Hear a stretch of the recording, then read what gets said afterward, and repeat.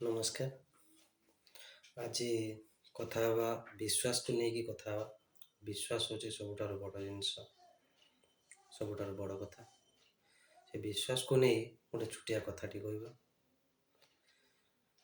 ଥରେ କ'ଣ ହେଇଛି ନା, ଗୋଟିଏ ଗଧଟି ଜାଣିଛନ୍ତି, ସମସ୍ତେ ଜାଣିଛନ୍ତି, ବହୁତ ପରିଶ୍ରମ କରେ, ବହୁତ ମାନେ କଠିନ ପରିଶ୍ରମ କରେ, ମାଲିକର କଥା ମାନେ। ଥରେ କ'ଣ ହେଇଛି ନା, ଗୋଟେ ମାଲିକ କ'ଣ କରିଛି ନା, ତାର ପ୍ରଥମରୁ ଗଧ ଗୋଟେ ରଖିଥିଲା। ସେ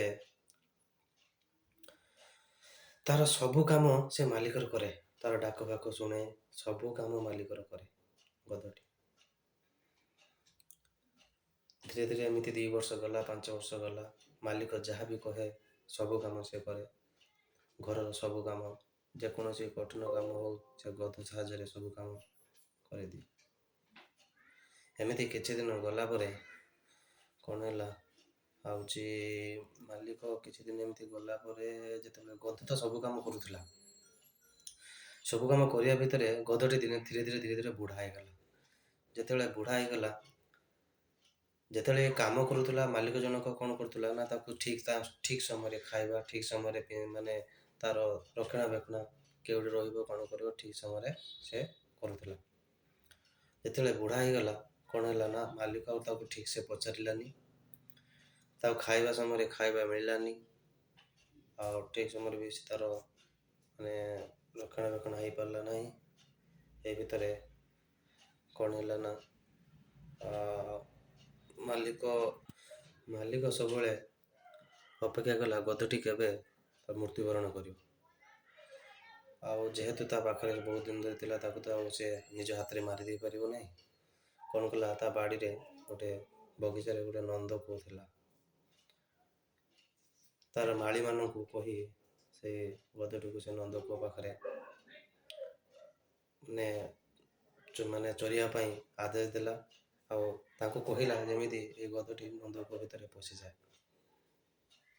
ଏହି ଭିତରେ କ'ଣ ହେଲା, ଚରୁ ଚରୁ ଗଧଟି ବି ନନ୍ଦକୂଅ ଭିତରେ କ'ଣ ହେଲା ନା, ସେଇ ନନ୍ଦକୂଅ ଭିତରେ ପଶିଗଲା। ମାଲିକ କହିବା ଅନୁସାରେ ସେଇ ନନ୍ଦକୂଅରେ ସେ ଗଳି ପଡ଼ିଲା। ତାପରେ କ'ଣ ହେଲା ନା, ମାଲିକ କହିବା ଅନୁସାରେ ସବୁ 2 କି 3 ଜଣ ମାଳିଙ୍କୁ ସେଇ ନନ୍ଦକୂଅ ଚାରିପଟରେ କ'ଣ କଲା ନା, ଜଗିବାକୁ କହିଲା, ଯେମିତି ଗଧଟି ଉପରକୁ ବାହାରିକି ନ ଆସିପାରେ, ଆଉ ସେଇ ନନ୍ଦକୂଅରେ ସେ ଯେମିତି ମରିଯାଏ, ଶେଷ ନିଶ୍ୱାସ ତ୍ୟାଗ କରେ। ଗଧଟି କିନ୍ତୁ ମାଲିକ ଉପରେ ବହୁତ ବିଶ୍ୱାସ ରଖିଥିଲା। ସେ ସବୁବେଳେ ଭାବୁଥିଲା, ମାଲିକ ମୋ ପାଇଁ କିଛି ସେମିତି ଖରାପ ଚିନ୍ତା କରୁନାହିଁ, ଯେହେତୁ ମୁଁ ମୋ ଜୀବନ ସାରା ମାଲିକର ସବୁ କାମ କରିଛି। ମାଲିକ ଉପରେ ବହୁତ ବିଶ୍ୱାସ ରଖିଥିଲା। ଯେତେବେଳେ ନନ୍ଦକୂଅ ଭିତରେ ପଡ଼ିଯାଏ, ମାଳିମାନେ ତାକୁ ଜଗିଥାନ୍ତି। ସେ ମନରେ ଭାବିଲା, ବୋଧେ ମୁଁ ଏଇ ନନ୍ଦକୂଅ ଭିତରେ ପଶିଯାଇଛି, ସେଥିପାଇଁ ମୋ ମାଲିକ ଏ ମାଳିମାନଙ୍କୁ ଜଗି ରଖିଛନ୍ତି, ମୋର ଜୀବନ ଯେମିତି ଚାଲି ନଯାଏ, ମୋତେ ଉଦ୍ଧାର କରିବା ପାଇଁ ଏ ନନ୍ଦକୂଅ ଚାରିପଟରେ ଜଗାଇ ରଖିଛନ୍ତି। ଇଏ କିଛି ସମୟ ଅପେକ୍ଷା କଲା ପରେ ଯେତେବେଳେ ଗଧଟି ନ ମରିଲା, ଯେତେବେଳେ ଗଧଟି ସେଇ ନନ୍ଦକୂଅ ଭିତରେ ପଡ଼ି ରହିଥାଏ, ମାଲିକ ଆଦେଶ ଦେଲେ, ତମେ ଗୋଟେ କାମ କର, ସେଇ ନନ୍ଦକୂଅ ଭିତରେ କିଛି ମାଟି ପକାଇ ସେ ନନ୍ଦକୂଅକୁ ଫୁଲ୍ କରିଦିଅ, ଭର୍ତ୍ତି କରିଦିଅ, ଯେମିତି ସେ ଗଧଟି ତା ଭିତରେ ରହି ତାର ଶେଷ ନିଶ୍ୱାସ ତ୍ୟାଗ କରୁ। ଯେତେବେଳେ ମାଳିମାନେ ସେଇ ନନ୍ଦକୂଅରେ ମାଟି ପକାଇବା ପାଇଁ ଆରମ୍ଭ କଲେ, ଗଧଟି ଭାବିଲା, ମୋ ମାଲିକ ବୋଧେ ମୋତେ ବଞ୍ଚିବା ପାଇଁ ଚେଷ୍ଟା କରୁଛି। ମାଳି ସାହାଯ୍ୟରେ ମାଳିମାନଙ୍କୁ କହି ତାର ବିଶ୍ୱାସ ଆସିଲା, ମୁଁ ବଞ୍ଚିବି, ମୋ ମାଲିକ ମୋତେ ନିଶ୍ଚୟ ବଞ୍ଚାଇବ।